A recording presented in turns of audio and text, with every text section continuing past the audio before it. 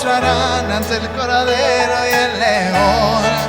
Todos se postrarán ante ti. Oh,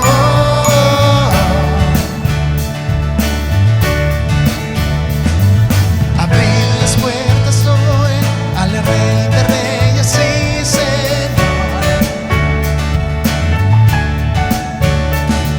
El Dios de salvación vino a darnos libertad. ¿Quién como el Señor Dios fuerte? Él es el león, león de Judá. Él tiene poder para liberar. Todos se postrarán ante ti. Él es el Cordero, Cordero inmolado. Su sangre en la cruz borró mi pecado. Todos se postrarán ante el Cordero y el León. Todos se postrarán ante ti. ¿Quién como el Señor Dios fuerte? ¿Quién como el Señor Dios fuerte? ¿Quién como el Señor Dios fuerte? ¿Quién como el Señor Dios fuerte? ¿Quién como el Señor Dios fuerte? ¿Quién como el Señor? Él es el león, león de Judá. Él tiene poder para liberar. Todos se postrarán ante ti. Él es el Cordero, Cordero inmolado. Su sangre en la cruz borró mi pecado. Todos se postrarán ante el Cordero y el León. Todos se postrarán ante ti. Oh, oh, oh.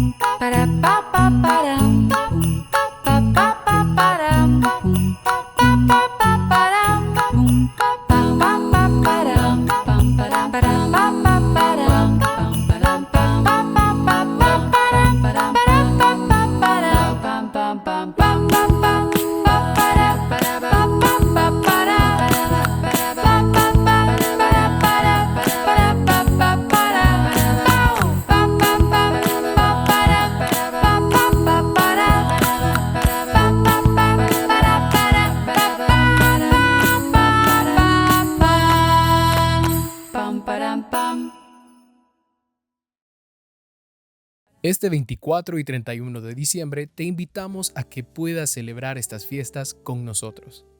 El 24 de diciembre tendremos un hermoso tiempo de alabanza y una reflexión sobre el nacimiento de nuestro Salvador, Jesucristo. Será aquí mismo, en el Centro de Negocios Manhattan, a las 6 p.m. Y el 31 de diciembre queremos finalizar este año dedicándole un tiempo de acción de gracias a nuestro Señor. Acompáñanos y dile gracias al Dios que nos ha permitido llegar hasta aquí. Te esperamos aquí, en el Centro de Negocios Manhattan, a las 6 p.m. No se pierdan estos tiempos de reflexión y agradecimiento. Nos vemos ahí. Muy buenas noches, bienvenidos. Qué bueno de nuevo poderles saludar por este canal. Gracias a todos los que nos ven desde fuera de El Salvador y aquí en El Salvador. Esta noche daremos continuidad a un tema tan interesante que empezamos el fin de semana con respecto a las buenas nuevas, a esas buenas nuevas que inician con el nacimiento espiritual. Pero hoy específicamente vamos a hablar de lo que un término que se ha acuñado a nivel del proceso de discipulado, al que le hemos llamado la paternidad espiritual. Y eso de la paternidad espiritual no quiere competir en ningún momento. Queremos decir que estamos compitiendo con la paternidad de Dios. ¿Por qué? Porque sabemos que cuando allá en el libro de Juan dice que a los que le recibieron les dio potestad de ser hechos hijos suyos, no nos referimos a eso, sino que nos referimos más bien a esa categoría que el apóstol Pablo le daba a la relación entre Pablo y Timoteo. Allá en el libro de Primera de Timoteo, capítulo 1, de los versos 1 y 2, Pablo se refiere a Timoteo en estos términos. Dice: Pablo, apóstol de Cristo Jesús, por mandato de Dios nuestro Salvador y de Cristo Jesús nuestra esperanza, a Timoteo, mi verdadero hijo en la fe, que Dios el Padre y Cristo Jesús nuestro Señor te conceda gracia, misericordia y paz. Queremos apropiarnos de esa relación afectiva y tan cercana entre un discípulo y un discipulador. Pablo le decía a Timoteo, mi verdadero hijo en la fe. Entonces, precisamente con esta aclaración de que nos estamos refiriendo a ese tipo de paternidad, es que hoy vamos a hablar de esa paternidad espiritual responsable, que no solo es el hecho de que compartamos nuestra fe con otras personas, sino es el hecho de que demos el siguiente paso de acompañarlos en el proceso de crecer. No es que engendramos hijos espirituales y luego nos desentendemos de ellos, sino que somos parte de ese proceso. El domingo hablábamos nosotros que juntos podemos construir nuestra propia historia espiritual. Y qué bonito que usted y yo podemos ser parte de la historia espiritual de otro hermano. No sé si a usted le ha sucedido, pero las oportunidades que yo he tenido de ser testigo de la conversión de una persona o de una o de varias personas que actualmente se reúnen en nuestra iglesia, es bien bonito, porque aquel momento tan especial en el cual el Espíritu Santo quita toda duda, persuade de pecado, y cuando se da ese momento crucial en los que ellos dicen, yo quiero recibir a Cristo, y tú les acompañas en este proceso de recibir a Cristo, y juntos oran y le declaran al Señor a través de recibirle como Salvador por medio de la fe, y reciben ese regalo inmerecido de la vida eterna, y tú estás ahí, tú ya te hiciste parte de la historia de este hermano. Tú estás en las páginas doradas de su vida espiritual, y ya no solo es él inscrito en el libro de la vida, sino que tú apareces como parte de su historia. Que diga, este día yo recibí a Cristo y me acompañaba, ponle tu nombre. Eso es una experiencia maravillosa. Pero a partir de ahí, ¿qué pasa? ¿Será que solo le das la bienvenida y le dices, bueno, hermano, bienvenido, que Dios te acompañe? Cualquier cosa estamos por ahí, si tenés dudas me avisas. Eso sería un poco irresponsable de nuestra parte si no le damos un acompañamiento a la persona. Miren, eso es como un bebé. Un bebé cuando nace necesita ser cuidado porque es frágil. Es frágil y puede ser agredido por los peligros que están alrededor de él. Y cuando las personas nacen espiritualmente, son atacadas. Es como cuando el Señor dio la parábola del sembrador y dijo que la semilla caía en diferentes lugares. Nosotros tenemos que asegurarnos que esa semilla vaya dando fruto.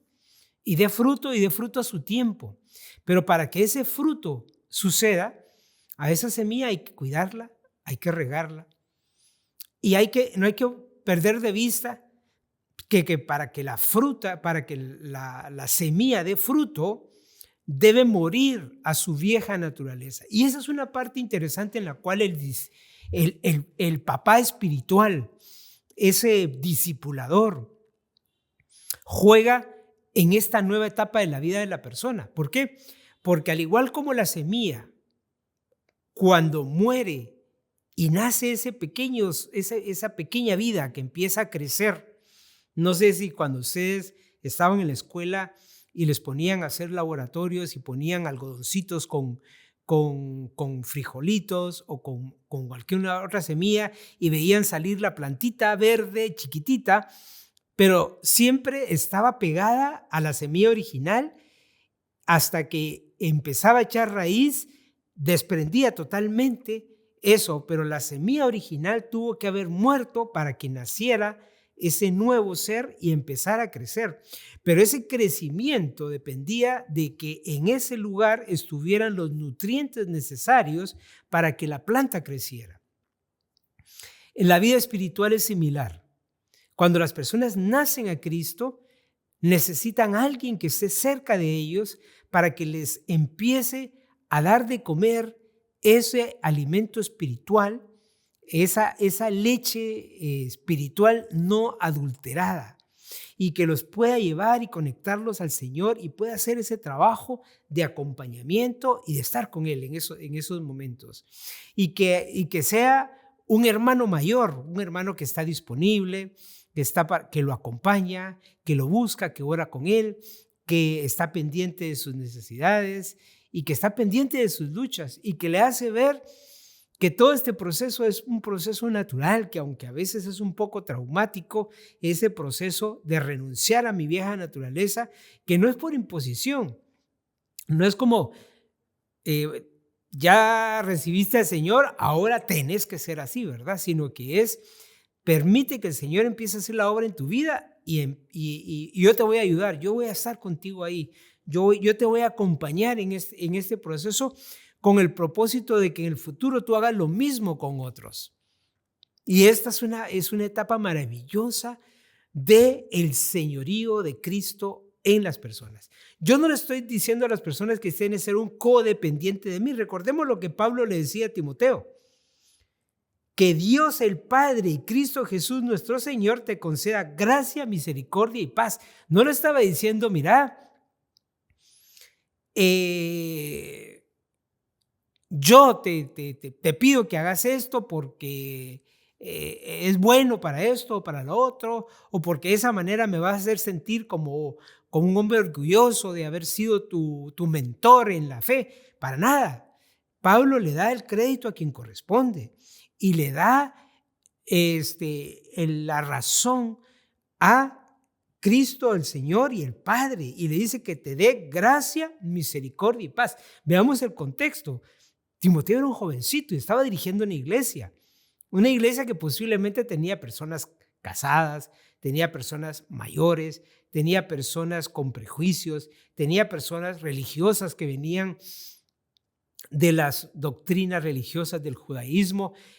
Por el lugar tenía gente que venía con mucha influencia griega, romana, etcétera. Había demasiado. Y entonces, en vez de decirle Pablo, mira, que Dios te vuelva un Superman, ¿verdad? Le dice que te dé gracia, misericordia y paz. Qué bonito. Que esos elementos son los que iban a hacer la diferencia independientemente de la juventud de Timoteo.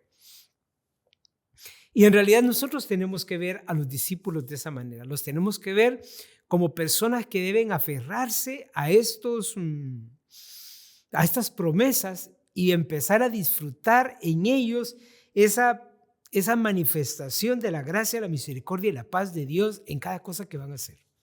Vaya si no lo necesitamos. Vaya si no necesitamos estar en paz cuando nosotros le compartimos la noticia de que nos hemos convertido en la fe cristiana a nuestros familiares que no lo son y nos ven como bichos extraños. o nos ven como personas que hemos traicionado las creencias religiosas de nuestra familia, o nos ven como gente que nos arruinamos por causa de que hemos dado un paso que otras personas no lo comprenden. Y cuando nosotros queremos transmitir nuestra alegría y vemos que en ellos hay tristeza, eso puede desconcertarnos y creer que nos hemos confundido o que tal vez estamos haciendo algo incorrecto, cuando hay un proceso en el cual Dios te llama a que en medio de esta generación tú te presentes con gracia, misericordia y paz. Tienes que ser misericordioso con las personas y tienes que tener gracia a las personas en cuanto a esto. Y cuando te digo misericordia es porque te tiene que preocupar que las personas están yendo al infierno por causa de que no conocen a Cristo. Y debe generarte cierta compasión por estas personas y compartir tu fe con alegría, con entusiasmo, con autoridad, con poder. Porque como dice Romanos, no me avergüenzo del evangelio, que es poder de Dios para salvación, y que lo puedas hacer con esa entereza.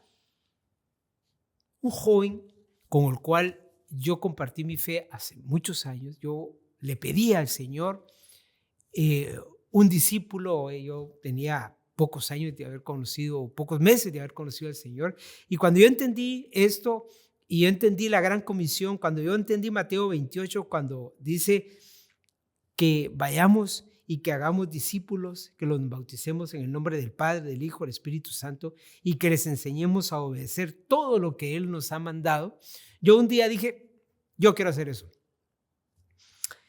Y le dije, Señor, yo lo quiero hacer, ¿verdad?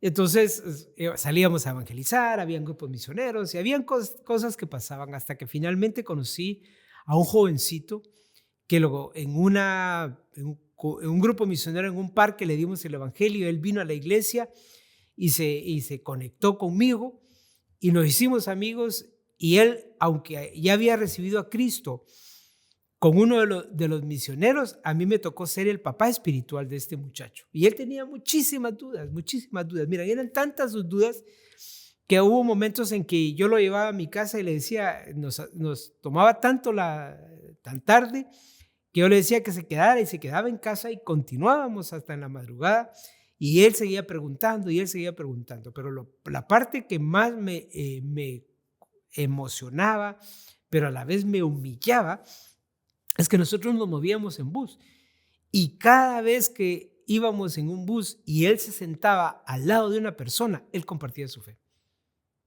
Él tenía días, hermanos, días de haber conocido a Cristo, y él se sentaba al lado de las personas y le decía a las personas, disculpe, ¿usted ya conoce a Jesucristo? Y las personas se sorprendían que alguien en frío les entraba con una pregunta como esa.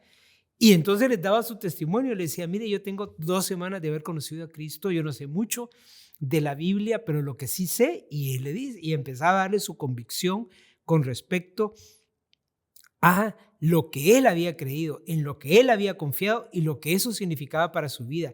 Y él contaba que sus padres que eran indígenas y que además eran muy religiosos, estaban en contra de su decisión.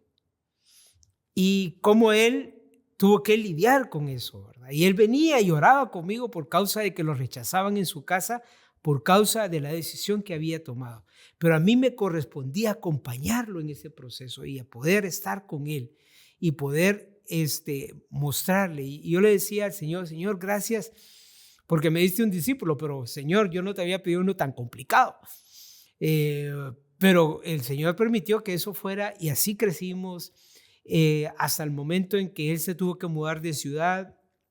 Y he perdido contacto con él, sin embargo, sus convicciones iban muy firmes, pero me humillaba constantemente ver que él estaba comprometido con llevar las buenas nuevas a otros, ¿verdad? Y yo, que tenía muchos meses ya de haber conocido esa verdad, no tenía tanta garra para ir a compartir con otras personas, mucho menos con mi familia. Él fue a compartir el evangelio a toda su familia, aún y cuando su familia lo rechazó. Y lejos de que eso lo derribara, él venía conmigo a decirme, mira, Rafa, ¿qué hago? Yo no pasé por eso. O sea, yo tuve mis inconvenientes en mi casa, pero no fue tanta la resistencia como la que tuvo él. Y eso me lleva a recomendar ciertas responsabilidades del discipulador. Déjenme decirles, hermanos, que una responsabilidad importante de todo aquel que toma la causa de Cristo para engrandecer el reino de Dios es permanezca firme. Dice la Escritura que el que esté firme, mire que no caiga. Es difícil guiar a otras personas cuando yo estoy tambaleando en mi fe. Y no es que tenemos que tener un super estatus para guiar a las personas, pero sí debemos de estar conectados con el Señor y mantener anclado mi corazón a los pies del Señor. Y no dejarme arrastrar por mis debilidades de la carne.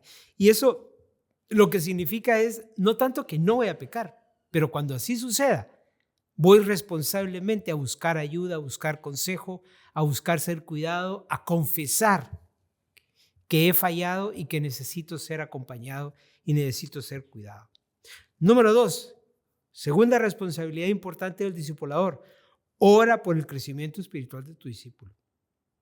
Orar por la persona es un vínculo de amor hacia la persona. Estoy orando constantemente por él. Todos los días en mis oraciones está mi discípulo, porque Dios lo guarde, porque esa semilla no sea arrebatada, porque no sea contaminada, porque Dios me use a mí para apoyarlo, pero por sobre todo, que suceda la tercera responsabilidad, que es que él esté conectado con Dios. Y yo contagiarlo a él, que yo estoy conectado con el Señor y le ayudo a él a mantenerse conectado. Y que juntos buscamos al Señor. Y tranquilo, porque yo no tengo todas las respuestas, ni voy a tener, digamos, todas las soluciones a las cosas que me presente el discípulo. Pero algo que sí voy a tener yo con él es que lo voy a llevar y lo voy a conectar con quien sí le puede resolver todo lo que él tenga y todo lo que él necesite, que es el Señor Jesucristo. Pero yo debo permanecer conectado y conectarme con él y salir y orar juntos y buscar juntos al Señor y estarlo chequeando y estarlo buscando y estarle mostrando lo que Dios me está enseñando a mí y preguntarle a él lo que Dios le está enseñando a él y edificarnos juntos. Es un proceso de crecer juntos. No es como el maestro y el discípulo, ¿verdad? Sino que juntos estamos aprendiendo, juntos estamos creciendo, porque juntos somos hijos de Dios. Y aquí llegamos al cuarto punto, que es acompañarle en cada etapa de su vida espiritual. Pronto te va a decir, así como el eunuco le dijo a Felipe, ¿y qué impide que me bautice? Posiblemente te va a decir, me quiero bautizar. Inmediatamente debes enseñarle lo que la Biblia explica claramente respecto al bautismo como un acto de obediencia. Y posterior a eso, hacerlo de la manera en que él lo prefiera. Si él lo prefiere de manera íntima, llevar a algunos amigos como testigos de honor. Y si no, si él quiere que sea una fiesta, traer a todos los que sean posibles para que disfrutemos un tiempo de bautizo. Y superada esta etapa, llegamos a algo en lo cual tenemos que ser de corazón abierto con el discípulo, de decirle, mira, esta batalla también es mía. ¿En qué sentido? Todos los días me someto a Dios para resistir al diablo. El diablo quiere tocar tus pensamientos, tu corazón y tus decisiones. Y hacerle ver cómo el enemigo es incisivo y que lo ha estado haciendo conmigo y mostrarme en mi debilidad. Porque ya les digo, no es que somos los perfectos contra alguien que está aprendiendo, ¿verdad? Sino que somos dos imperfectos aprendiendo juntos, con la diferencia de que yo tal vez tengo un poquito más de tiempo de conocer al Señor y mis convicciones ya están un poco más sólidas que las del hermano. Pero eso no significa que él podría en un momento determinado crecer tanto de acuerdo a sus decisiones que convertirse en un líder y luego yo reconocerlo a él como un líder mío. Eso podría suceder también y gloria a Dios si sucede. para que entonces esté listo para el paso de la multiplicación y enseñarle a ser discípulos a otras personas. Ahora decirle a la persona, te reto que lo que yo hice contigo, tú lo hagas con otro y engrandezcamos el reino de Dios y de esa manera mantener una paternidad responsable. Queridos hermanos, yo sé que muchos de ustedes fueron padres espirituales de muchas personas que están en la iglesia, pero hace mucho tiempo que se desligaron de generar nuevas paternidades.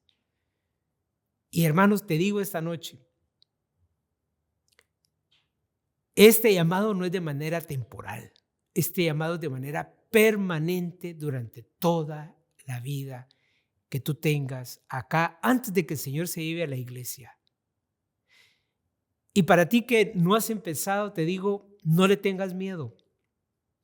No necesitas tener un super estatus espiritual para dar ese paso. Solo tienes que decidir hacerlo y comprometerte a buscar tú primeramente al Señor y enseñarle a la otra persona cómo lo debe hacer. Y juntos van a crecer. Y para alguien que ya recibió a Jesucristo, pero que no tiene a nadie que le acompañe, siéntanse en la libertad de que si usted considera que hay alguien con quien usted se siente cómodo, vaya y dígale, me gustaría que tú me discipularas e inicies ese proceso en mi vida. Hermanos, esta es la gran comisión. Esta es la gran comisión, no la filosofía de la gran comisión. Esta es la gran comisión en decisiones, acciones y realidades. Que el Señor bendiga a la iglesia y que no nos alejemos de nuestro llamado y que Dios permita que el reino de Dios crezca, porque este ministerio será próspero en discípulos y discipuladores. Dios los bendiga, descansen y buenas noches. Que todo lo que soy alabe al Señor con todo mi corazón. De tu grande amor cantaré,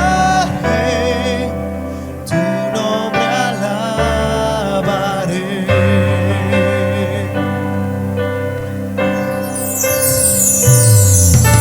Sale el sol.